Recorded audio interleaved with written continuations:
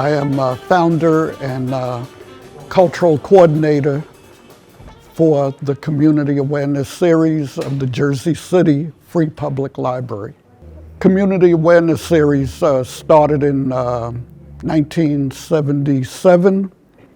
We were a community-based cultural arts organization, and in '77 we were invited to come into the library and work on developing cultural programs for the public library. So that's how we're here. So that it's now 45 years from that period.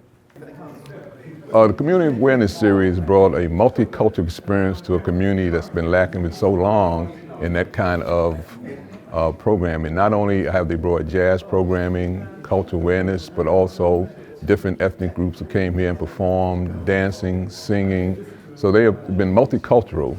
And I think that if you're going to make allegiance with other groups of people, you need to be able to share people's other cultures and understand what's going on. It makes for a better world. Jazz is an integral part of who we are, because a kind of jazz tells the history of the black community, not just Jersey City, but going back, because from the spiritual came the blues, came jazz. So it really is a long extending culture within the black community, jazz. We've had Y.T. Walker from SCLC, Southern Christian Leadership Conference. We've had Kwame Ture, formerly Stokely Carmichael here. We've had Dr. Leonard Jeffries out of Brooklyn. He's been here. And William Kunstler, the famous civil rights, human rights lawyer. Paul Robeson Jr., Gil Noble from Like It Is. Ruby Dee, we know her, actress, and she was here on a book tour.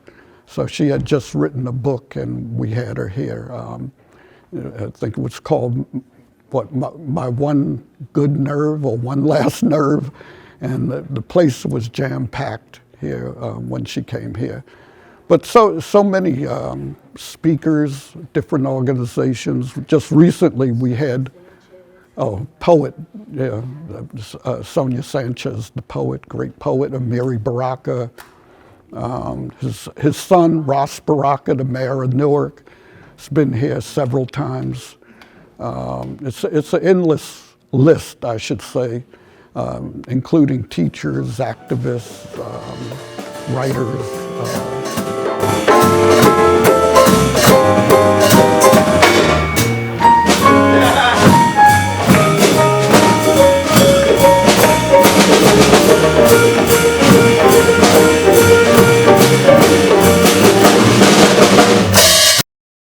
Okay, this is our annual Martin Luther King, Reverend Dr. Martin Luther King Jr.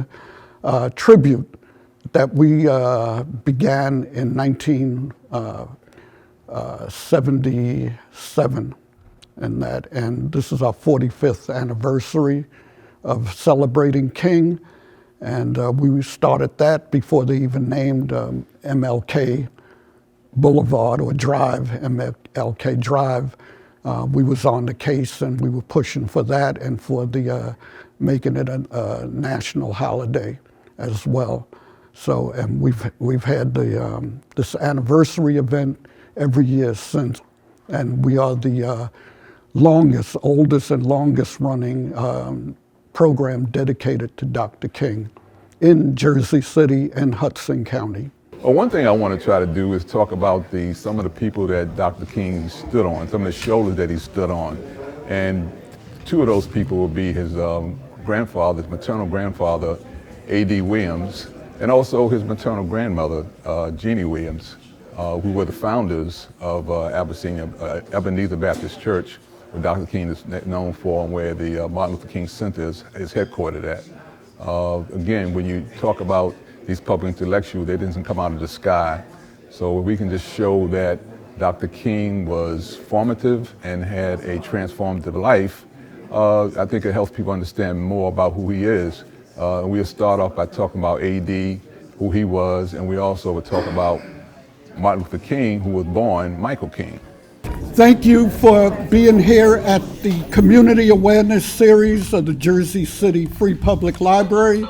We're celebrating the life and times of a movement which the Reverend Dr. Martin Luther King Jr. was a pivotal part and an important part of that movement there in the 60s. And any case, we've been, Community Awareness Series, been celebrating Dr. King for 45 years now. I believe we have the longest running tribute to King in Jersey City and Hudson County. And looked like we didn't know if this was going to happen when we got the word that they had not finished fixing the heating system, the boiler. So it was a question today, do we cancel and go for another date? But we were monitoring with people, well, how is it down here? It's cold upstairs, but down here it's a little better.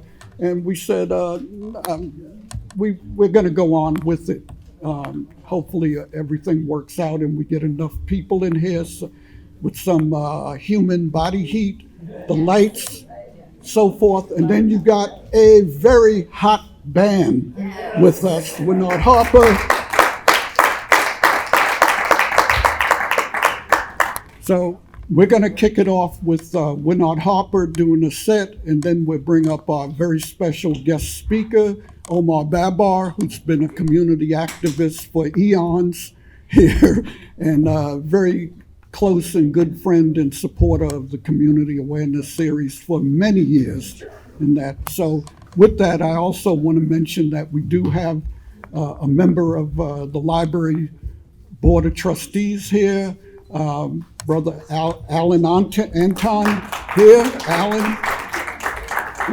So we're happy to have him here, as well as the crusader and fighter for Liberty State Park, always.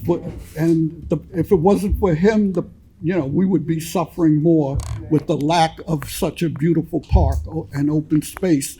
That is none other than the president of the Friends of Liberty State Park, Sam Pessin, standing back there. We call him the mighty Sam Pessin, and that's no joke. So with that, and we have other people we'll introduce as we go along, but also Tony Goodson, who is commander of the Shelton Post, the VFW Shelton Post, and keeping that going. And with all these the recent renovations of the Post, it's in a spectacular place now, and there's a lot of activities that take place there as well. So also stepping in, and that we're very happy also to mention that we have Assemblywoman Angela McKnight here in the room. Another person who is instrumental to this program, who really does not get as much credit as they should, and that is Barbara Williams, who does so much behind the scenes, so much work, organizes the annual Kwanzaa program, and that every year, Women's History Month programs, and so many other types of programs, and especially pertaining to women, and specifically to African American women.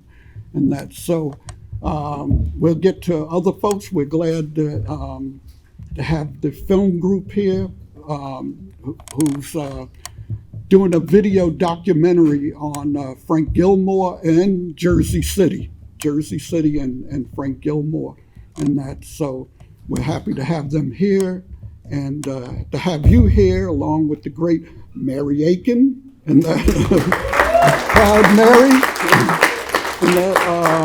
These are veteran singers and artists and so forth. And with that, let's bring out the amazing Winard Harper and the Jeli Posse Band.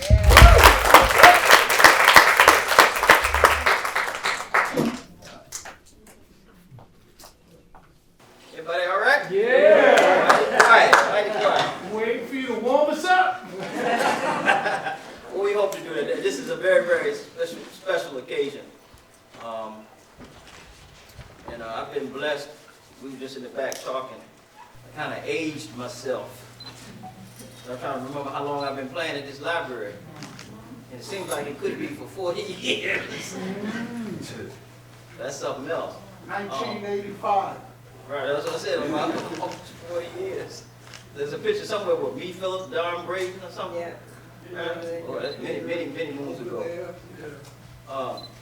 But I want to start off with a composition written by another young man who was very, very special in many ways, especially to education and jazz education. So all these guys you see going to school now, being able to get degrees in jazz and stuff, this gentleman was responsible, him and others like him, for that happened. He was also very responsible and supportive of a lot of things that happened in civil rights, good friends with Dr. King and people of that nation. I'm speaking of the late, great Dr. Billy Taylor.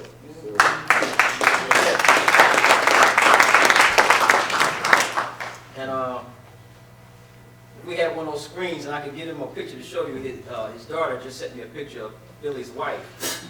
And December 31st, she just turned 99. And looks beautiful, beautiful. So this is Dr. Taylor's composition entitled Capricious. Capricious. Hope you enjoy it.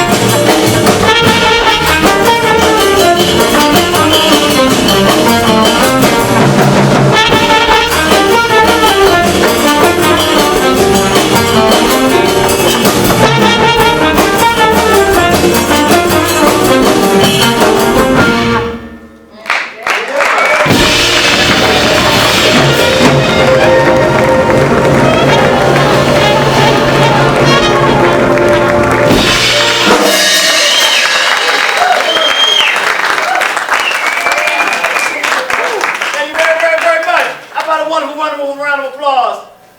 Our foot percussionist, tap dance extraordinaire, Mr. A.C. Lincoln.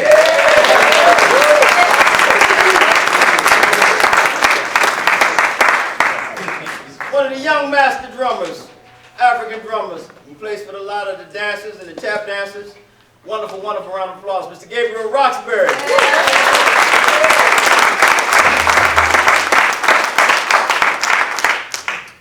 At the keyboard, originally from Detroit, Michigan, lived in Jersey City for a moment.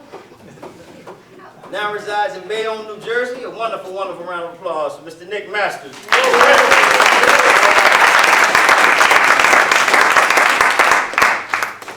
At the guitar, from Maryland, now residing in Jersey City, New Jersey. Round of applause for Mr. Charlie Siegler.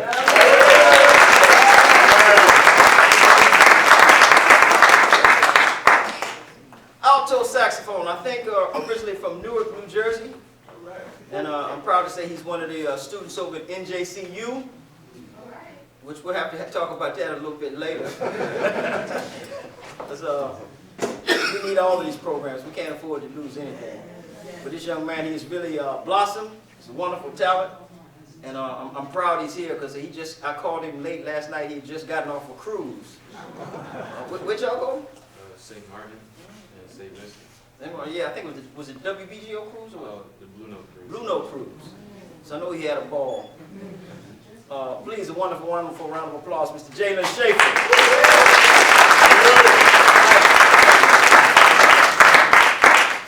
On trumpet. Another very, very talented young man, and he knows I talk a lot about him, and I'll save it for a little later. But he also resides in Jersey City, has his own club. Yeah, one of the wealthy guys. Please, a wonderful, wonderful round of applause, Mr. Teddy Chubb.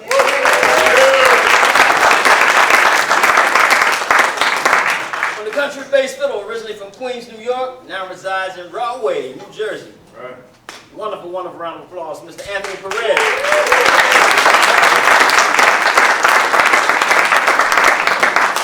And at this time, we're celebrating this evening. I'd like to bring out a little early to the bandstand, Miss Camila Harper. Woo!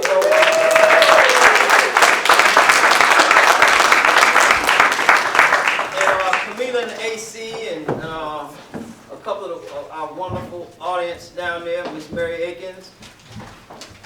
We're going to try to get everybody to pitch in and help us. If you know this one, please sing along. Take one of the mics and walk down. She gonna sing? Either one, I don't care. Yeah, grab that. Grab that one. That's good. Oh, what did you take that? These are all flipping. Oh, take it down. So you're American sing. Yeah, take it down. Take it. Yeah, take it.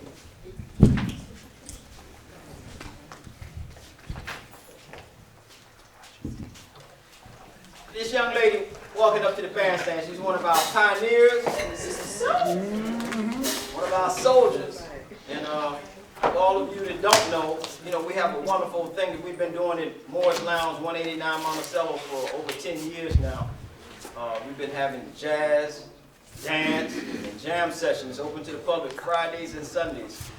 And she's been a strong supporter. She was at the beginning when we were only playing the tables and chairs and spirits and her and a couple other people. We call her Sister Soul. Please, a wonderful round of applause for Mary Akins.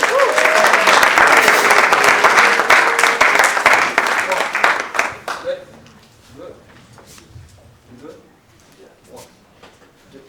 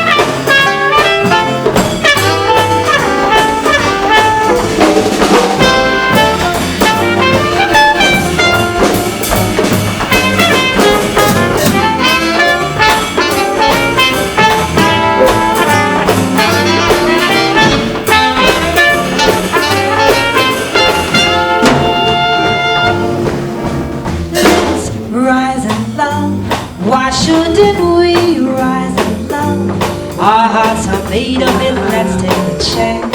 Why be afraid of it? Let's close our eyes and build our own paradise. Little we know of it, still we can try to make it go of it. Well, we might have been meant for each other, to be or not to be, but our hearts discovers. Rise and love, why shouldn't we rise and love? Now is the time for it while we're young. Let's rise and love.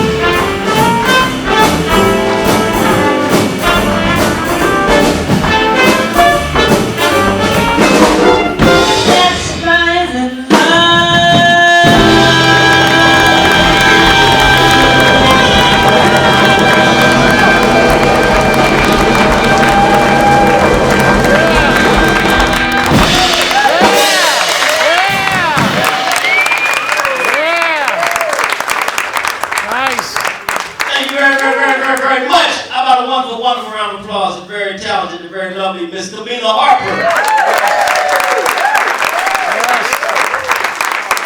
One of the products of Jersey City education. Our tap dancer, Mr. A.C. Lincoln.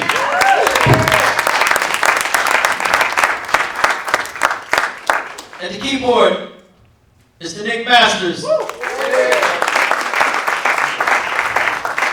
Mr. Jalen Scheifer. Mr. Teddy Chubb. Mr. Charlie Sigler. Mr. Anthony Perez. Daoud, it's now the time? One more, okay.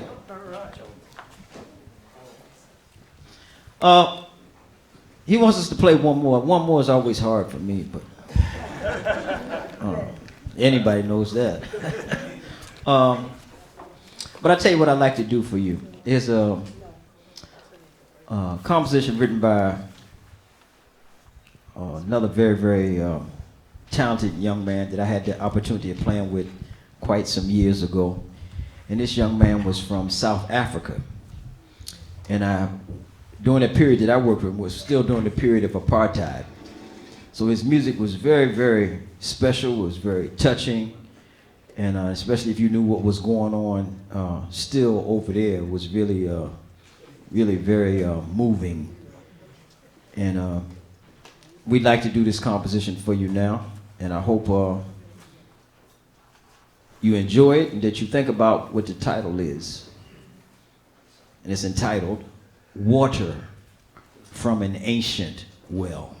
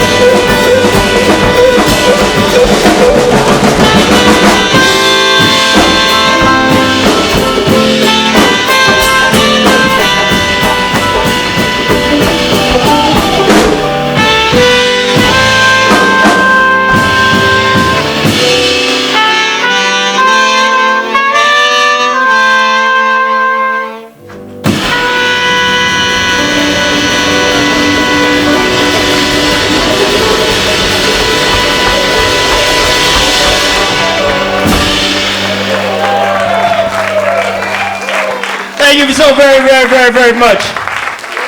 That was a composition by the great Abdullah Ibrahim entitled Water from an Ancient Well.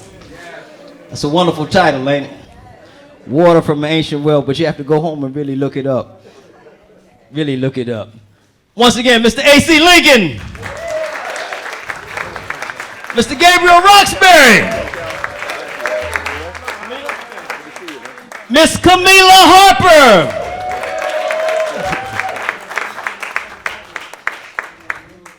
The financial wizard. Mr. Teddy Chubb on trumpet. And I'm gonna have to stop right here, and I want to acknowledge and get you to give a wonderful round of applause and appreciation to Mr. Daoud Williams, Barbara Williams, their family, their whole team. They do a wonderful job.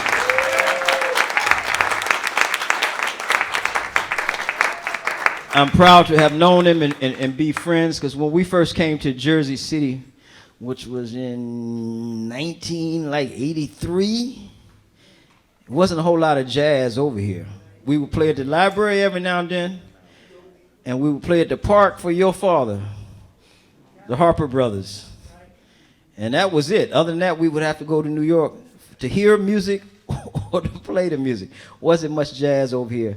And slowly but surely, some things started popping up when we started doing the things down at Moore's Lounge. How many of you remember the Cliff Walston? Cliff Walston used to always tell me, he said, man, you trying to bring jazz to Jersey City, you trying to raise the dead. But slowly but surely, you know, with Allah's mercy, we were able to do it, and we've seen a lot of wonderful young talent come up, and a lot of it right here. And that's because of the support and the love that you give us. Because we can't do this without you. We'll just be playing to an empty room. But when y'all come out and support and love, it creates an environment for all this wonderful talent to blossom. So again, Mr. Daoud Williams and family, please give him a round of applause.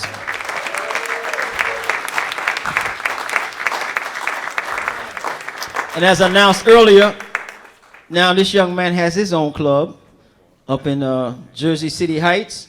It's called The Statuary.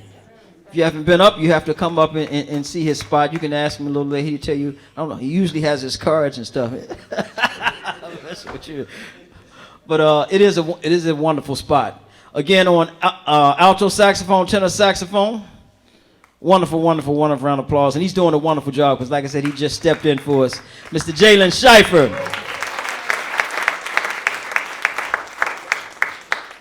At the guitar, one of my partners in crime, and a very, very talented young man. Please, a wonderful round of applause, Mr. Charlie Siegler. At the keyboard, a wonderful round of applause, Mr. Nick Masters.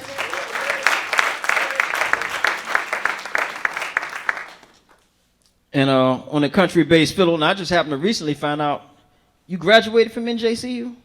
He was a graduate of NJCU. At the bass, wonderful round of applause, Mr. Anthony Perez. I think I got everybody. It's a large band. On drums, yours truly, Winard Harper. And I think we're gonna take a break. And Daoud, you coming up? Thank you so much. We'll be back shortly with some more music for you.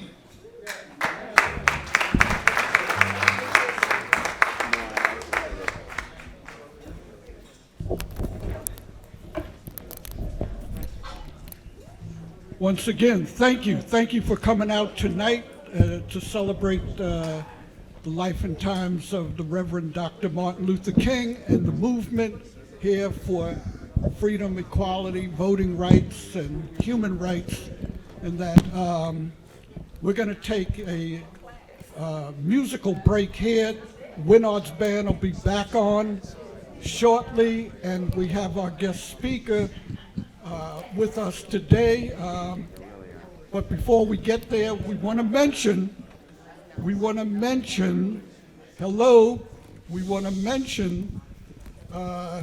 this is our third time having a live performance with people, the public being invited to it. Because of the pandemic, we had to do everything live stream or whatever, YouTube and so forth. but with no real public there. So this is the third time. The first time was in October, and then we had a live with our Kwanzaa, and this one, of course, with the Dr. Martin Luther King. So we're happy to be back and able to bring the people into this lovely library, and with all this talent, such as the Winard Harper group and Mary Akins and so forth. We also want to acknowledge here with us too is Councilman Frank Gilmore, is here, Ward F,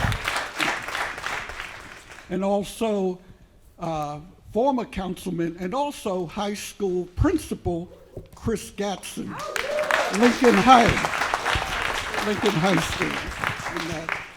And of course, I was at Snyder High School in that. So, but anyway, Chris is doing a great job over there at Lincoln High School. And like I said, he was a former councilman, and he may be a councilman again, and that we could get behind him and support him and so forth. So with that, I also want to let you know that on Saturday, February 18th, we're going to have a very special concert featuring Spirit of Life Ensemble, but it's going to be dedicated to a fantastic singer who just passed away, who was a member of the group, and that's Dwight West. Dwight West. Incredible voice, and unfortunately he succumbed to a brain tumor and passed away about a week or so ago. His funeral was yesterday, and the repast was yesterday as well. So we're going to carry on with the spirit of Dwight West, who worked with Spirit of Life Ensemble for the past 14 years or so. Prior to that, he worked a lot with the Mary Baraka's band, and trying to think, Mary Baraka, the New Ark, that's right, the New Ark band. So in any case, that's the next program we have here with Community Awareness Series. So right now, we want to bring up our guest speaker, no stranger to Jersey City, to the activists and activity here in Jersey City, and that he's currently working with the Urban League, but he has been a member of many organizations and many frontline, just not back office thing. He's been on the front line of the civil rights, human rights movement for decades, and we're very proud and we honor him for his work, and I'm going to bring him up now. Omar Barbour.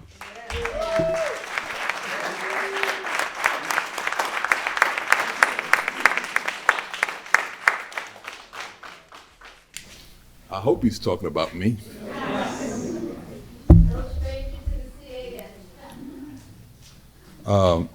It's an honor to be able to have this opportunity to speak to you about the subject of the birthday of, I think, probably the most renowned human being, the renowned American we have in Dr. King. But I'd like to say before that what a sorry world it would be without music. Thank God for musicians. And we should honor our musicians, and I'm talking about an internationally renowned musician, Winard Harper. Internationally renowned. He's played with some of the great artists of his time. And he comes here and still gives Jersey City some credit, give Jersey City some. When I look at Winard, I'm reminded of Don Carter, who played in this auditorium many times. I'm reminded of Charlie Slade. Some of you may remember Charlie Slade and the Slade Brothers, and Charlie played with Gloria Coleman, some great artists. And I know Frank Gilmore is too young to remember this, but some of you may remember 8 Miles High and Red Walcott. And, so we've had some great musicians out here, not to mention Kool and the Gang and Spirit of Life Ensemble, and the Manhattans, of course, and Soul Generation. But we've had some great musicians come out of this city. And we should have to honor our artists, because if you look at the civil rights movement, and you look at Curtis Mayfield, you look at Sam Cooke, you look at Aretha Franklin, they were all there. They was all part of it. When Dr. King spoke at the March in Washington, the first thing he did before he speak is had Mahalia Jackson come up and sing. And if you go back and watch the tape on that, when Dr. King didn't have the speech, I Have a Dream, that was not part of his speech. Mahalia said, tell him about the dream, Martin. Tell him about the dream. And that's where he took off. Then the preacher came out, and that dream was said. But let's take a step back to my text for the evening, and it's about the formative and transformative life of Martin Luther King. He didn't just come out of nowhere. He just didn't pop up. He is the American intellectual, probably second to Du Bois in terms of being a public intellectual, because he got it honestly. Martin Luther King's grandfather was a slave preacher. His grandfather rather, was a slave preacher. And his father, Michael, you know him as Martin, but his name was Michael, as Dr. King's name was also Michael, was a preacher. But they were farmers, sharecroppers. And in 1863, Willis and Lucretia Williams gave birth to a boy named A.D. King, Adam Daniel King. That was Dr. King's grandfather. And in 11 years, his father, Willis was allowed to go around and teach the slaves as an itinerant preacher, not only the Williams plantation, but all the plantations around. He had no guards. He would go do funerals, do other things for the other plantations, and he was allowed to come back. He was allowed to read, because as long as he taught the Bible, he can read. And he taught his son A.D. A.D. at 11 years old had to take over from his father when he passed away. At 11 years old, he became a slave preacher in Ocho County, a rural part of Georgia. For 14 years, he labored as a labor preacher to the slave population, now known as the sharecroppers, and that's just another form of slavery, the unfair exploitative system. It wasn't chattel slavery, but it was akin to people being in servitude, because it was not fair when they split up the crop at the end of the year. A.D., after 14 years, was allowed to get a preacher license. In a year's time, he left that country village and he went into Atlanta to become the second preacher, the Ebenezer Baptist Church in Atlanta.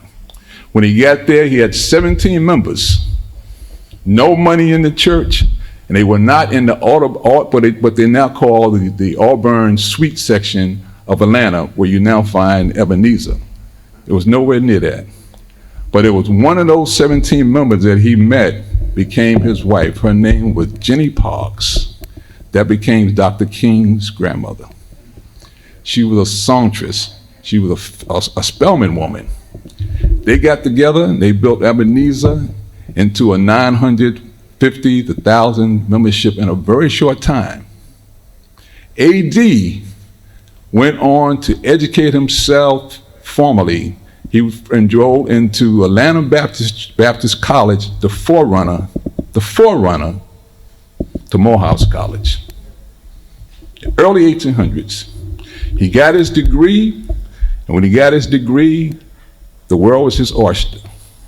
When he came back out, not only did he build Ebenezer with Miss Jenny, as they called her, and she built the musical industry, he built the church, but he also became the leading figure to found the NAACP in Atlanta, Georgia. Became the president and the founder. He was able to convince Du Bois. The Niagara movement was just founded in 1905 in upstate New York. The first convention that the NAACP held in the South was in Atlanta, Georgia, sponsored by Ebenezer Baptist Church. So when we talk about Dr. King, let's be clear about what we're talking about. He stands on the shoulders of some very powerful people. Let me just dissect for a minute and talk about the musician part, because this is part where we get the story wrong. We got to claim our own narrative. Dr. King gave the eulogy for the 3-year-old girls that were killed in the 16th Street Baptist Church that was bombed in September in Birmingham. The person who sung Bomb in Gilead was Coretta Scott King. People forget that Coretta Scott King graduated from the New England Conservatory of Music. She's the wife of Dr. King. See, history has a way of taking away the essence of character and people. Coretta, along with Alberta, Dr. King's mother, and I'll get to that in a minute, and his grandmother, Big Jenny, created a musical ministry to Ebenezer that was second to none. Big church in the north, little church in the south, whatever it was. If you went to the music ministry of Ebenezer, you found one of the best in the world back in the 1800s because of what they did. So Dr. King, let's just say A.D. King and Miss Jenny had 3 kids. They lost 2 at birth. They had 1 daughter named Alberta. And Alberta also went to Spelman and also became a musical major. There come a man into the life that you know as Daddy King. His name was Michael King, born in Stockton, Georgia. Dr. King, or I should say Reverend King, at that time, he was just Mike King, came a boarder in the Williamson's house. He was a country boy, and A.D. King said, "You come to Atlanta smelling like a mule," because that's what he did. He left Stockton because they won't kill him, because he told the white landowner that even though I plowed this field for you, I should be getting more out of it. And he said, "Boy, if that's what you think, then you're gonna find yourself hanging a tree." So they got him out, and he went to Atlanta. By being a boarder in A.D.'s and Miss Jenny's house and had eyes for Alberta, if you have eyes for our daughter, you gotta make something of yourself. At the age of 21, Michael King went back to preparatory school, and they started him off in the 5th grade. He finished high school, got his little high school equivalent diploma, and then he enrolled, like A.D., into what then now became Morehouse College. At 30, he graduated. At 30, he graduated. Dr. King is also alumni, A.D.'s alumni. Dr. King III is alumni of Morehouse. Dexter King is alumni, and Bernice King are all alumni she's of Spelman, because they didn't have women at that time going there. But A.D. King, the maternal side of Dr. King's family, is what gave him the platform for him to become. Mike King in 1931 took over from A.D. A.D. died suddenly of a heart attack while playing with his oldest granddaughter. Mike King and Alberta would have 3 children. Willie Christine, the oldest daughter, in 1929, they would give birth to a son named Mike King Jr. And in 1930, A.D. King II. That was Dr. King's little brother. And when 1 year after A.D. was born, A.D. passed away while playing with Christine. He had a heart attack. Mike had to ascend to the senior pastor of Ebenezer. In 1934, Mike was sent to junket by the National Baptist Convention that took him to the Holy Land, that took him to Europe capitals, and also took him to Germany. The year after the Nazis had taken over Germany, Hitler had just became chancellor. One of the areas that Mike King visited was Wittenham Church. That is the church where Martin Luther, the Protestant Reform leader, hung his five books on the church door, where he broke with Catholicism. He started the Protestant movement. Mike King was so enamored and had an epiphany by coming in touch at that time in Germany, where the Nazis were running around persecuting Jews. He was a black man there at the National Baptist Alliance. They were saying things to him, nigger go home, and all kind of stuff in Germany. He was so moved. He had an epiphany that somehow, in some way, reason, he was in Germany at this day and time. He went back home and he changed his name to Martin Luther King Sr., and he changed the name of his son to Martin Luther King Jr. So we go back and trace the history of what Dr. King become. How did he become such a great public intellectual? He got it honesty. He had no choice. They were not going to let him fail. Unfortunately, 10 years later, Miss Jenny passed away, Grandma Jenny as he called her. She doted on Martin. It really hit him hard. But his mother told him, Martin, buckle down and do what Mama wants you to do. So what did he do? He got skipped in the 9th grade. He got skipped in the 12th grade. He graduated high school at 15 and entered Morehouse at 15 years old. First transformation, Michael to Martin. The second transformation, he met the great architect of educational excellence, Benjamin E. Mays, became his godfather. When he went to Morehouse, he wanted to become a doctor. He wanted to save his grandparents and anybody else. He didn't want to be a minister. When he met what's known as a scholar preacher, Dr. Mays, and he said, your father and your grandfather and your great-father, you have to be a preacher. And more people forget that Dr. Benjamin Mays also was a preacher. He was at Morehouse. He became the sixth president of Morehouse in 1940. He was 28 years old. He became Martin Luther King Jr.'s godfather. He sailed through school in 4 years with a sociology degree, not a minister's degree. He enrolled in Crozer Theological University in Upland, Pennsylvania. And during his 4 years at Upland, of Crozer, he lived in Camden, New Jersey. His house he lived in now, they're trying to preserve, at least put a mark or something to recognize him. During his time in Crozer, a family friend became his protector. His name was J.P. Barbour, same spelling as my last name. Joseph Pius Barbour. Who was Joseph Pius Barbour? He was born in Galveston, Texas, and one of those people who celebrated Juneteenth because those are the black folks and didn't know they was free for 2 years. Joseph Pius Barbour was a contemporary of A.D. They helped found the National Baptist Convention together. When he went to Crozer, at the urging of Dr. King and Benjamin Mays, they said, look after Martin.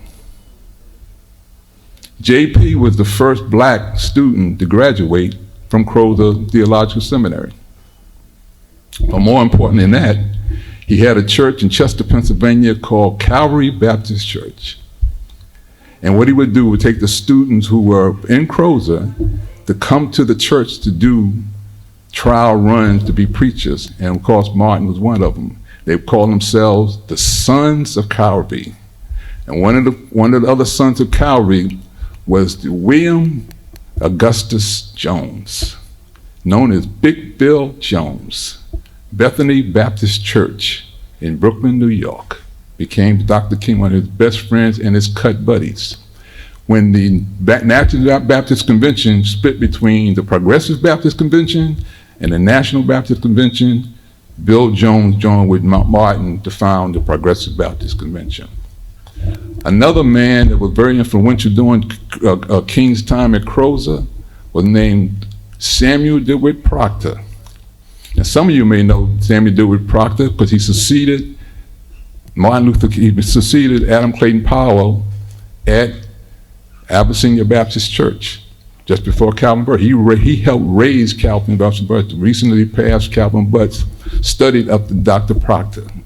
Dr. Proctor was from here. He was from Kentucky, from Norfolk in Virginia, but he was here. If you go to Rutgers, you now find a whole lot of stuff supporting Dr. Proctor. He was one of the legendary, what they known as doctor preachers, men who not only were educated in divinity, but they got their degrees in some type of doctorate degrees. So the influences now, you got JP, you got DeWitt Clinton, you have Dr. King, you have the change that occurred because of what Martin, now to Martin, and he never wanted to really use Martin, he called himself ML. He still be, but he felt that was better than being called Little Mike, which a lot of people call him, even his family, so he ML. When he finally went to Crozer and finally got with Dr. Proctor had graduated from not only Crozer, but he had graduated from Boston University. He's the one that enticed Mike Martin to go and get his grad degree from Boston University. So you see all the forces that came in to make Martin Luther King what he became.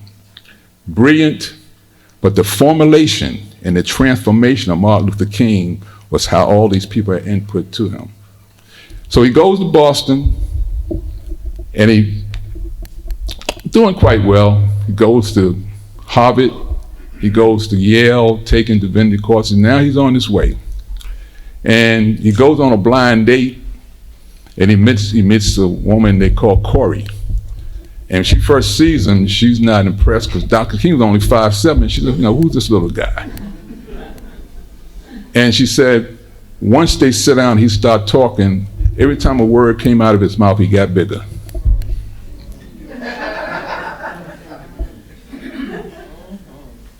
At first, he thought that Corey was a New Englander because she was in Boston. She's from Alabama. She left Alabama, went to Antioch College in Ohio and experienced some really bad experience. She worked her way to New England because she wanted to go to school. She got a full ride at the New England Conservatory. She helped to formulate Martin too. You don't see that. Because part of the narrative says that in the civil rights movements, the men in the suits, where in fact 50% of those people in the civil rights movement was women and 50% was young people. So the narrative is Dr. King came and gave this great speech, I have a dream, and he did have a dream. But he really talked about, in the speech, was about the insufficient funds on the promissory note that was given to African Americans. Where is the 40-acre and the muse, what he was saying? Yeah, it's about the content of the character. We got some blue-eyed soul brothers that we just saw up here. That boy danced like Greg Hines. He can tap. Them boys can play them instruments. The content of their character. It's not the color of their skin. They're jazz artists. They like jazz. They can play jazz. The content of their character. That's what he was saying. It wasn't about being colorblind. It was about recognizing every color has value. That's the essence of Dr. King. And he kept the faith. What his grandfather, that man that was a slave preacher, and his grandfather, slave preacher, and with his father who came to town and was told by his grandfather, you smell like a mule, and he made something of himself so that he could marry that wife, married his wife, Dr. King's mother, and produce those children. And A.D. Jr., A.D. the second, also became a pastor.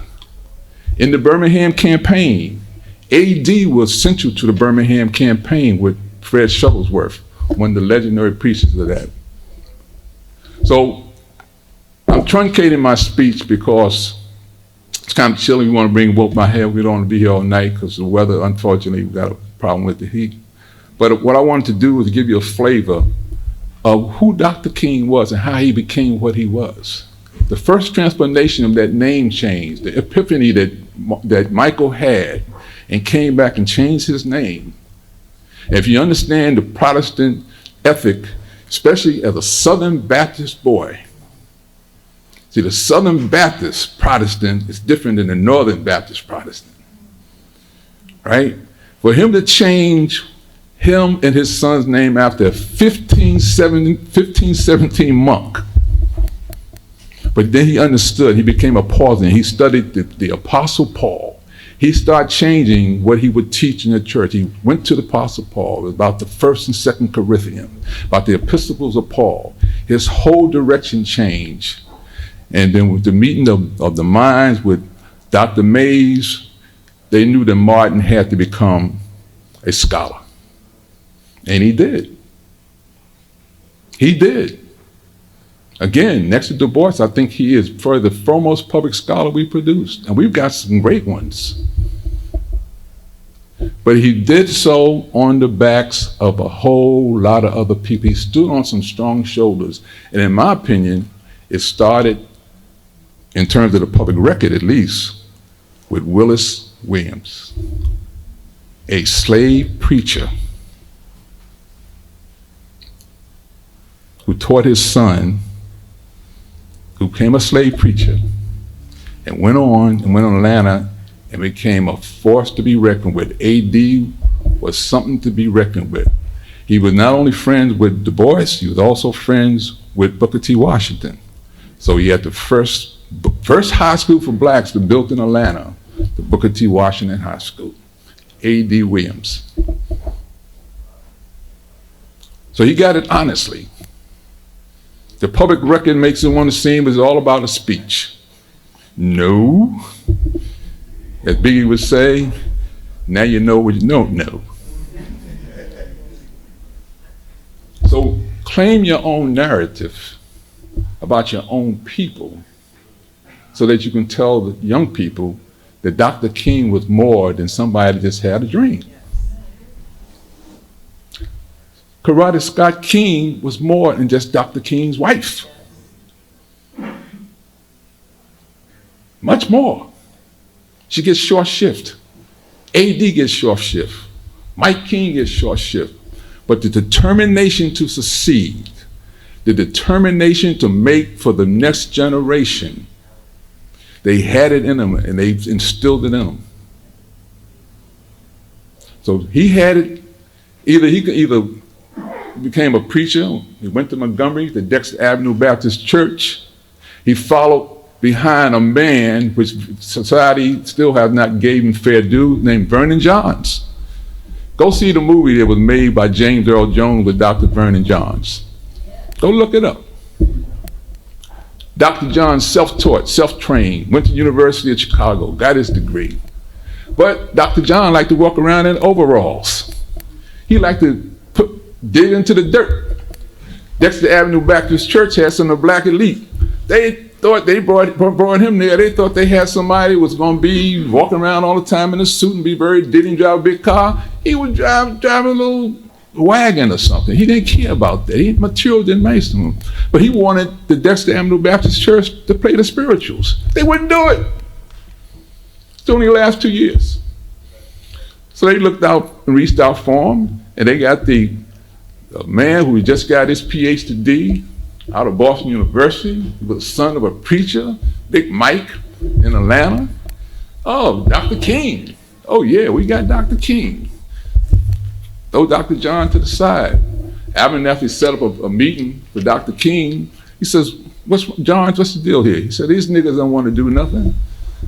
He said, I gave a sermon about why do they treat dogs better than they treat Negroes in Alabama. They told me I couldn't tell that, I couldn't give that speech.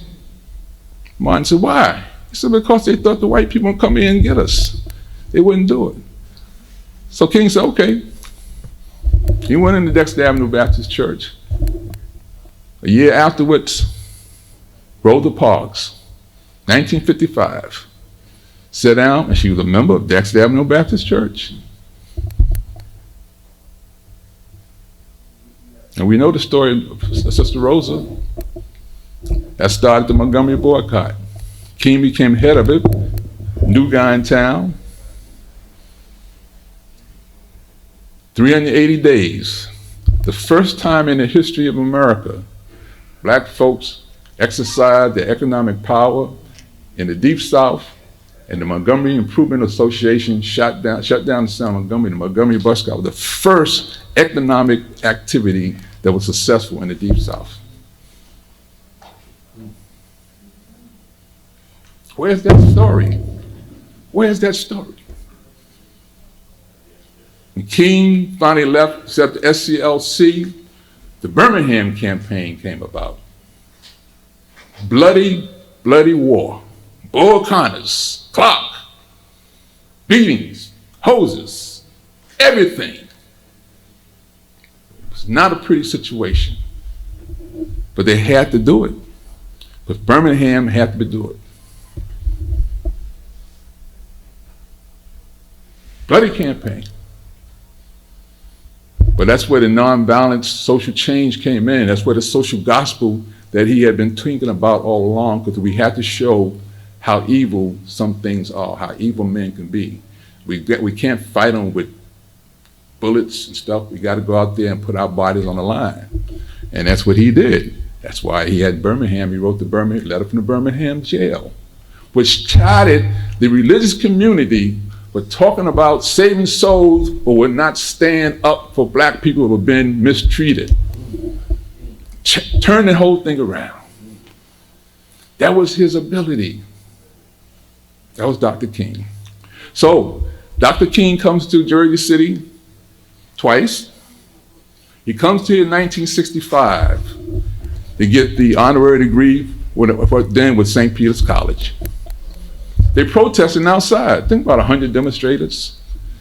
Some said he was a criminal, some was this. The real issue was who he was. And Dr. King know how to just get people at ease. First thing he says when he goes in there, he says,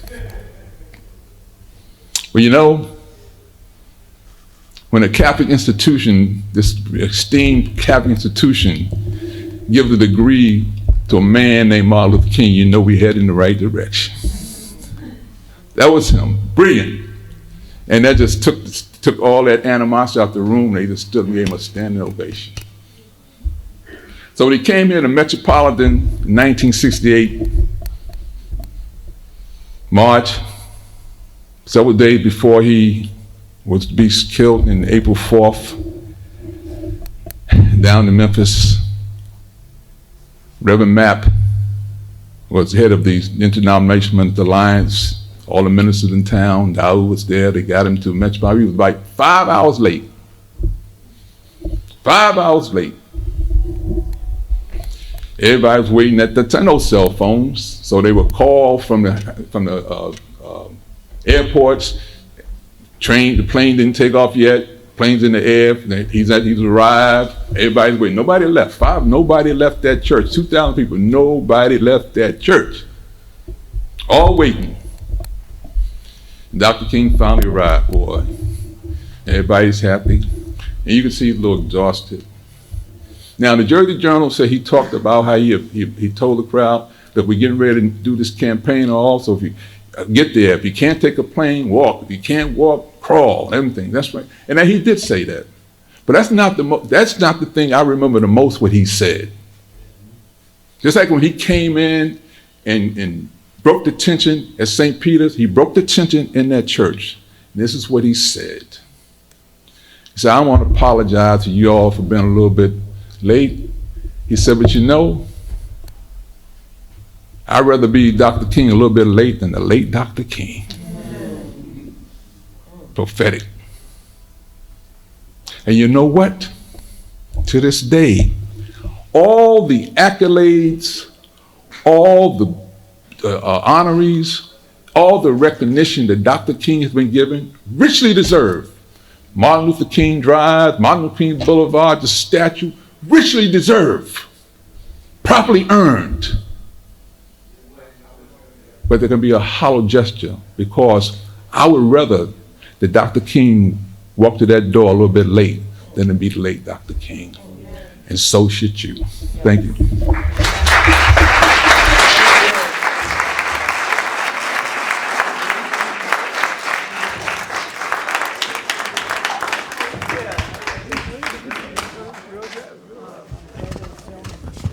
Oh, yeah. Sure we can get that.